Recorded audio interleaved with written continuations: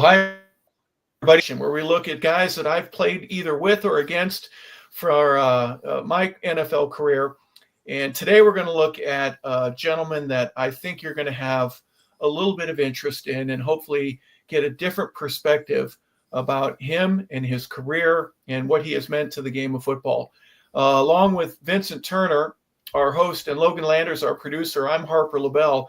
And Vincent, the gentleman we're going to talk about today, let's just get right to it. We're going to talk about the gold jacket wearing Morten Andersen, kicker, who obviously in the NFL Hall of Fame, but people that are looking at the picture right here, was a difference maker in his career with Atlanta for a number of different reasons. But Atlanta wasn't the only spot where Morten made a difference in the NFL. 25 years he played in the NFL, 382 games. That's double what I played, and more than that. Just amazing what a tremendous career that he's had. And when you and I were talking about putting this show together, Vincent, just give a couple of thoughts. Are we going to really give some time to a kicker? Yes, we are. What were your first impressions when you thought that we were going to be putting a show together and talking about Morten Andersen? Well, I think when you look at Mr. Andersen, his career is unique. Whereas he was an exchange student that came over to Indianapolis, Indiana, and went to one of the most prominent high schools, Ben Davis High School. And you think about some of the alum that's went to that high school: Aaron Henry, Chris Evans, the young man right now, DeJuan James, is starting for the Cleveland Browns by way of the Ohio State Buckeyes, and then Randy Whitman, who's on that national championship team with the Indiana Hoosiers, and eventually became a head coach with the Cleveland Cavaliers and started his career with the Atlanta Hawks. And I thought that was very unique. And then his ability to earn a scholarship to Michigan State University. But one thing about Morten Andersen, he was really the first kicker that I want to say had that powerful leg. Well, people want to say, what you mean by having that powerful leg? He was the first field goal kicker I knew that was kicking 50 to 60-yard field goals back in the day. And I never forget this. Me being a senior at the University of Arkansas, on Saturdays down there at the frat house, Phi Beta Sigma, I used to have the TV on watching college football, the college football game of the week. And it's the first time I heard of Mr. Andersen that showed highlights of Michigan State playing Ohio State that year. Ohio State, I believe, was ranked number 2 or 3 in the country. And they had Art Schlichter, Tim Spencer. Boy, did they have a football team. And I remember they say, hey, this guy just broke the Michigan State record as one of the longest kicks in college football. It was Morten Andersen. He kicked a 63-yarder, and it could have went 73 yards. And that's when I started following him. Then following his career to the New Orleans Saints, and then here with the Atlanta Falcons. Another true story. I was working at this gymnasium called the Run and Shoot on Sunday morning. They had the big old TV screen right there on Metropolitan Avenue, right there in Atlanta, Georgia. If the Atlanteans are watching today, they know what I'm talking about. And there was a lot of Falcon fans in there. And I remember when he went out, I believe it was a 38-yard field goal, and he kicked that field goal and sent the Falcons to the Super Bowl. And I can't remember the guy who announced the game, Jeff Hullinger. I don't want to butcher his name, and maybe you can help me, Harper. And Jeff Hullinger. I can remember. The Falcons are going to the Super Bowl. The Falcons are going to the Super Bowl. The Falcons are going to the Super Bowl. Oh, my God. It's unbelievable. That was my second year here living in Atlanta, and I knew, God, thank you for bringing me to this season. The Falcons are going to the Super Bowl. Man, what a player, what a person, had an outstanding career. We doing him today. Again, I'm blessed. And you being his former teammate, I know you got some stories. To you, Harper.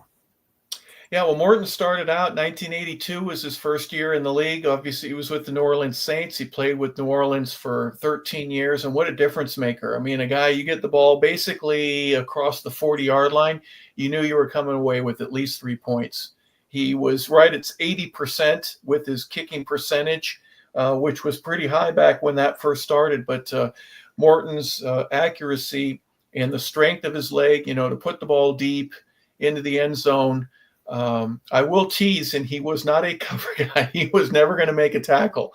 But he started his career. He turned his ankle on the very first kick, and he ended up missing about 7 or 8 weeks before he finally ended up being the regular there for the Saints. And what a career he had there with New Orleans. Obviously, they are pleased as punch to be able to say that Morten Andersen is their leading scorer.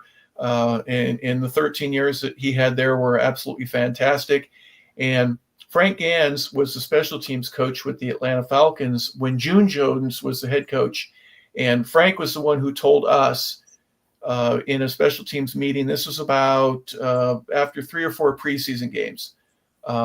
We had just let Norm Johnson go. Norm was the Falcons leader in the 5 or 6 years that he was with the club.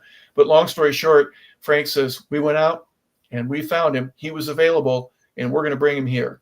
And he's going to have a fantastic career for us. Morten Andersen is going to be our next kicker. And so I snapped to him. That first year was good. 95, we broke a record. We had 3 50-yarders in a single game. And I take that back. I had nothing to do with it. I was just a snapper. I apologize for saying that. But Mort was a great guy. It was just fun to be around. He was a hard worker, though, and his concentration, the way he focused, he would shut things on and off. There's a time to have some fun and enjoy it during practice.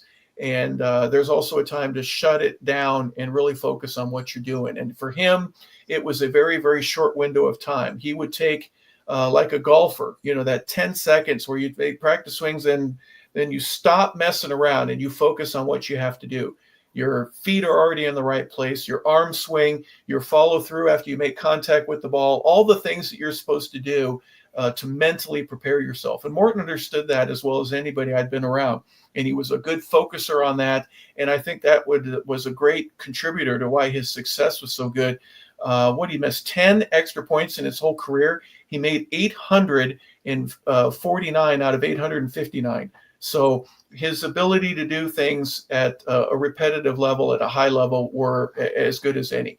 But I will tease with you, Vincent. Like I said, he would not tackle anybody. There's one film session that he had with the Falcons where they're watching, as a team, and he kicks it off, and you can see the ball going, and it gets to about the 3-yard line, and the kick returner runs it out. And you can see at the top of the film, Morten Andersen is literally jogging off to the sideline while the other 10 guys on the Falcons are making the tackle. And it was Dan Reeves, head coach. He stops it. He says, turn the lights on. He stops the film, and he says, Morten Andersen, where are you? And Morten says, I'm right here, coach. And goes, I got 10 guys here on film. And he points to the camera, the screen, and what the camera is showing. And I got one guy running off the field to the sideline. Can you please explain that to me?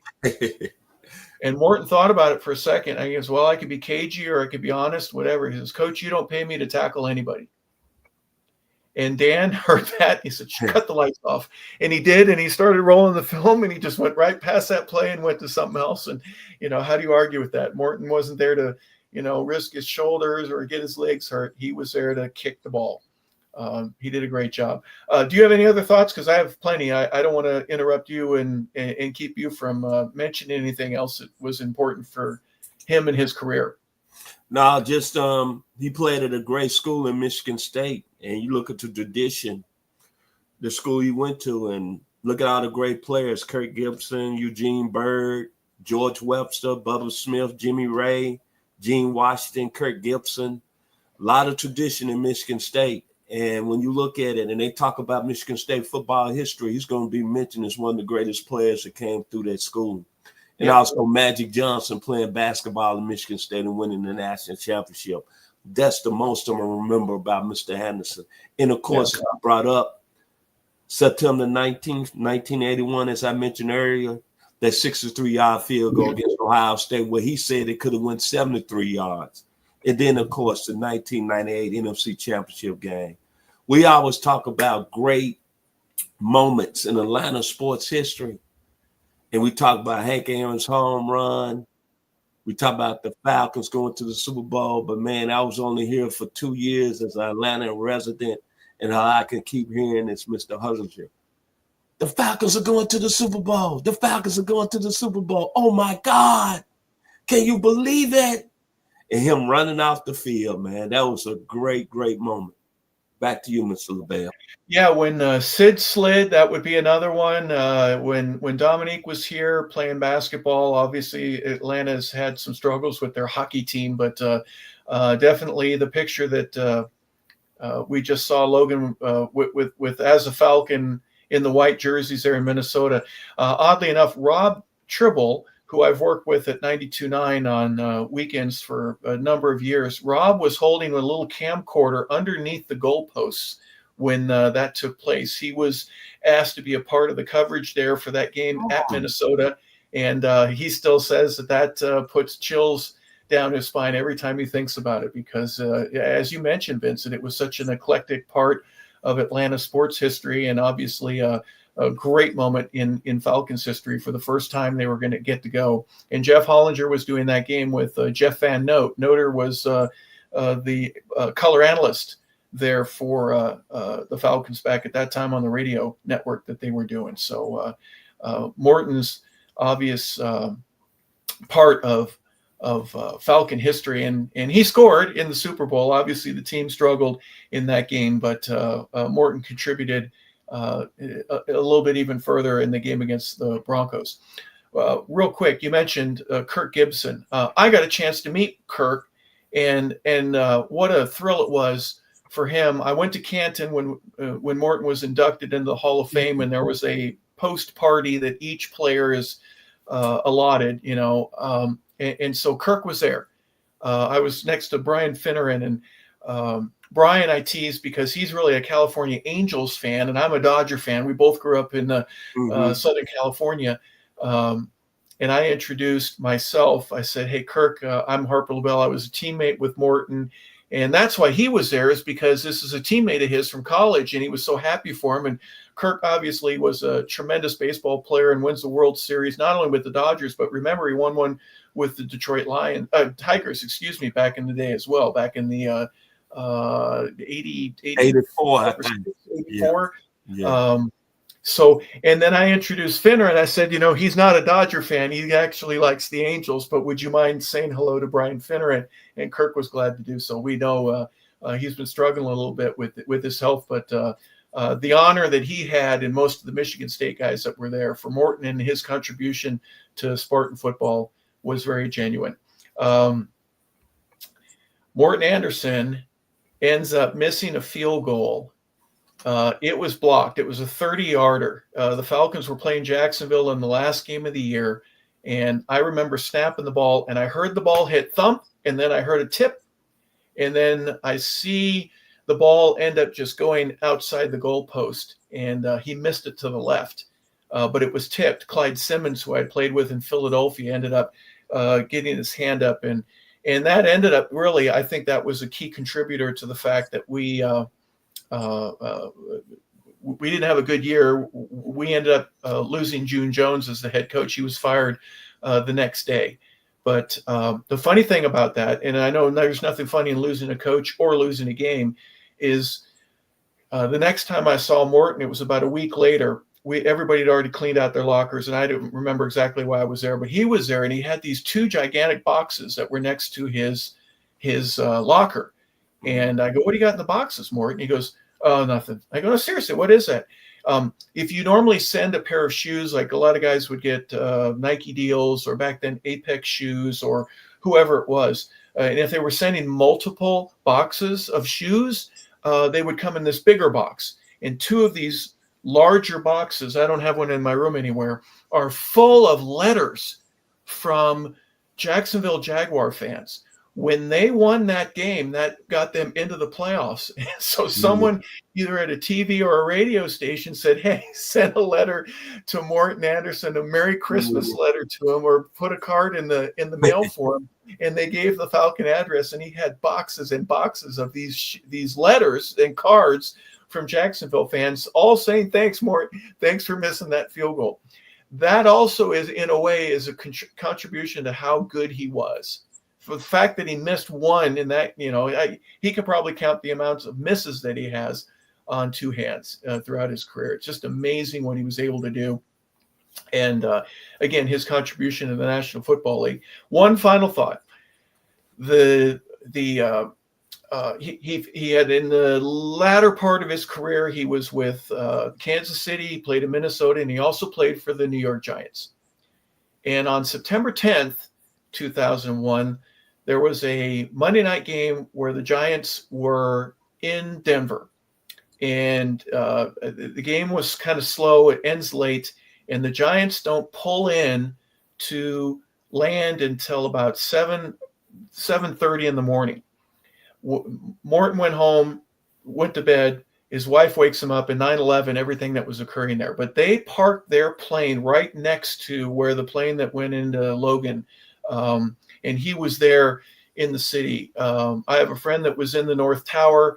A horrible day in American history, obviously, but Morten's ties to 9/11, and especially afterwards, they brought the Giants down near where the towers fell, and they were trying to just pat firefighters and emergency workers on the back to say thank you for all that you were doing. So that's a little portion of Morten's personal history that also tied in through the NFL. And obviously with the Patriots and the New York Giants and the Jets all being a major contributor from an athletic standpoint. The Yankees were in the World Series that year, so a lot of things were taking place in our part of the country there, and Morten got to be a part of that as well. So, Vincent, before I bore everybody with long-winded stories about Morten Andersen, your final thoughts about this amazing Hall of Famer. All I can say, probably a lot of people are saying it's going to go down as the greatest kicker in the National Football League. Most games played, 382? Most field goals made, 565. Most consecutive games scoring. I don't really have that stat, but when you look at it, to play 20, what do you say, Harper, 24 years in the league? 25, yeah, 25 years. That's a long time, man, to be in one profession at that level.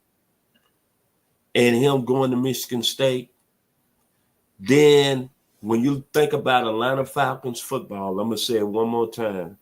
You got to go back to the 1998 NFC Championship game against the Minnesota Vikings. A very talented Vikings team. They had Randall Cunningham, Chris Carter, Randy Moss, John Randall, and him sending the Atlanta Falcons to the Super Bowl down there in Miami. One of the greatest memories in my memory bank. I'm going to tell you the truth about it here in Atlanta. That's what I'm going to remember about Mr. Morten Andersen. Back to you, Harper. Yeah, he had an amazing career, guys. If you'll allow me just a second, he was with the Saints from 1982 to 94. Then the Falcons, the Giants, Kansas City, Minnesota for a season. And then he ended up his career in Atlanta in 2006 and 7. They were having some kicker problems. Morten had not broken George Blanda's record. And yet there was a problem with, the kicking going on, and Bobby Petrino brings him in. He had been kicking at North Gwinnett High School, just down the street from where I live, just trying to see whether or not he still had it left, whatever it is. And was there any gas in the tank? And he ended up having 2 extra seasons, and that's what put him over Blanda's record. Here's a couple of highlights that he has to his career. 5 times he was first-team All-Pro. He was second-team All-Pro in 1988, but 7 times he got to go to the Pro Bowl. He won the Golden Toe Award a couple of times in 1986 and 95, and that's when I got to play with him.